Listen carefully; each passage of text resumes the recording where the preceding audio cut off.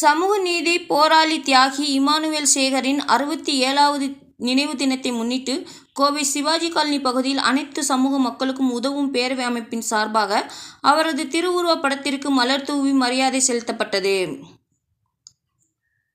ஒடுக்கப்பட்ட மக்களின் உரிமைகளுக்காக போராடிய அரசியல் தலைவராகவும், தமிழகத்தின் தென் மாவட்டங்களில் வசிக்கும் மக்களின் ஒடுக்குமுறைக்கு எதிராக எழுச்சியுற்றமைக்காகவும், சமூக ரீதியான அடையாளத்தை நிறுவியதற்காகவும் ஓர் மாபெரும் அரசியல் சக்தியாக அணிதிரள்வதற்கு முக்கிய காரணமாக திகழ்ந்தவர் தியாகி இமானுவேல் சேகரானார்.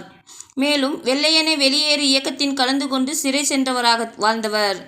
இவரது 67வது நினைவு தினம் இன்று நாடு முழுவதும் அனுசரிக்கப்பட்டு வருகின்றது.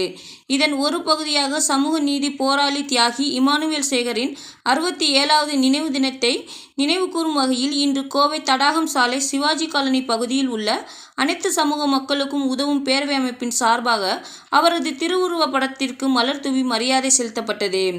சமூக ஆர்வலரும் வழக்கறிஞருமான புஷ்பானந்தம் தலைமையில் நடைபெற்ற இந்த நிகழ்ச்சியில் இந்திரன் இதழ் ஆசிரியர் உலகநாதன், வழக்கறிஞர் குமஸ்தாக்கள் லட்சுமி, திவ்யா, செல்வராஜ், மருத்துவர் கே. தமிழழகன், ஜெபா பழனியப்பன், ஓய்வு பெற்ற சுகாதார மேற்பார்வையாளர் நாகராஜ், தனலட்சுமி, தடாகம் சதீஷ், ரத்னம், அதிமுக செயலாளர் கோபால், சக்திவேல் குமார் மற்றும் பலர் கலந்து கொண்டனர்.